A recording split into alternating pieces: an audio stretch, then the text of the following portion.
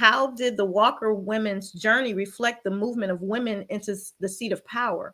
They really were early on making some changes, but how do you see it reflected today? Like things have shifted in a lot of ways, but at the same time, we're still coming up against some pushback as we look at the last election. You know, some, but to even be at a place to have that election is some It's forward progress. movement. It's, well, Yes. listen, for that during that time, it just this is why it's for me, it's so important that we learn history and read as Mhm. much as we can because the way that we learn history and the way that history is being erased, we don't really understand the context of what our great grandparents and great great grandparents were experiencing.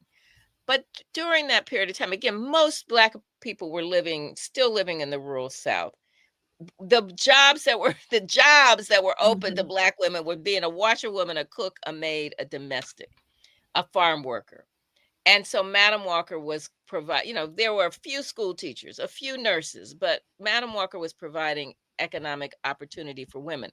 But it was also at a time where Black men were underemployed. You could work as a laborer. If you were doing something else, there were a few doctors, there were a few lawyers, there were a few teachers and people who were professors, a few.